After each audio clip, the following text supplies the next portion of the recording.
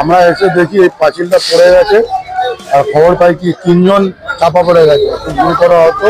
তার মধ্যে একজন মানে এখন আইলেসে নিয়ে গেছে, একজনকে ওটল্যান্ডে নিয়ে গেছে। এটা কোন ওয়ার্ডে ঘটনা ঘটেছে? 20 নম্বর ওয়ার্ড। আসলে এই যে পাঁচিলটা, এই পাঁচিলটা এই কারখানাটা অনেক দিনের। হ্যাঁ, এটা কোনো মেইনটেনেন্স বা টেক কেয়ার করা হতো না? মেনটেনেন্স একবার হয়েছিল, তারপরেও অবস্থা হয়তো খারাপ ছিল, পড়ে গেছে কোনো কারণবশত।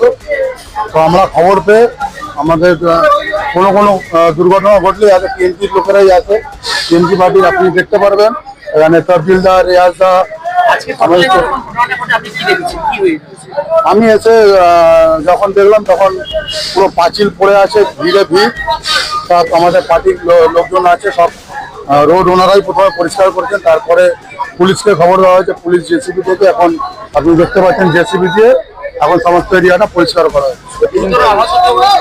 গুরুতর আহত মমতাজ দা বলে একজন আছেন, যিনি এখানে ওই আপনার বাইকে লরি চাকা পাংচার হাওয়া দেন, উনি আহত। এখানে এসে শোনা গেছে যে এখানে একটা আপনি যে এখানে বললেন যে উনি একটা দোকানদার প্রায় বিগত 10 বছর ধরে এখানে আছে। আজ হঠাৎ তার মাথার উপর পাঁচিলটা ভেঙে পড়ে। এটা পুরো একটা গাফিলতি না, যেটা হয়তো মেনটেনেন্স হতে পারতো, আর হয়তো একটা গুরুতর আহতটা হতে পারতো না, এটা পুরোটাই কাটিয়ে যাওয়া যেতে পারতো। হয়েছে কি এর আগে এনাকে জানানো হয়েছে এরকম আপনি পাঁচিলটা মেলে, এর আগে একবার করেছিল, তারপরেও পাঁচিলের ব্যাপারটা খুব একটা ভালো ছিল না। ওনাকে আবার বলা হয়েছে, কিন্তু তারপরে উনি বলা সত্ত্বেও করতে পারেন এই কারখানাটা মালিক কি? না। মালিককে তো আমরা চিনি না, খবর পাঠানো হয়েছে মালিক আসবেন, যেটা ব্যবস্থা নেওয়া আইনত ব্যবস্থা নেওয়া। ঘটনাটা করে ঘন্টাখানেক হয়ে গেছে, মালিকের কোনো অবস্থা নেই।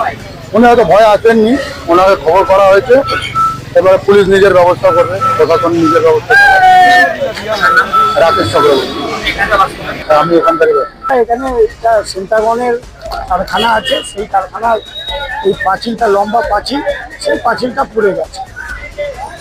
এটা কোন ওয়ার্ডে ঘটেছে ঘটনা? এটা বালি মিউনিসিপ্যালিটি 21 নম্বর ওয়ার্ড। এই কারখানা তো প্রায় বিগত অনেক দিন ধরে আমরা দেখে যাচ্ছি, এই কারখানা মেনটেনেন্স বা টেক কেয়ার করা পাঁচিলটা তো বাইরে থেকে তো খুব খারাপ ছিল না, এখন মেনটেনেন্সের ব্যাপারটা তো পুরোটা ম্যানেজমেন্টের ব্যাপার, তারা বলবে, আমরা তো বলতে পারবো না। এই ম্যানেজমেন্ট আজ ঘটনা করে ঘন্টাখানেক হয়ে গেছে, কিন্তু এখনো যে কারখানা মালিক আর এখনো ঘুষ নেই, কারখানার মালিককে কি জানানো হয়নি বা উনি জানতে চাইছেন? কারখানা মালিকের সঙ্গে আমাদের পুলিশ অ্যাডমিনিস্ট্রেটরের কথা হয়েছে।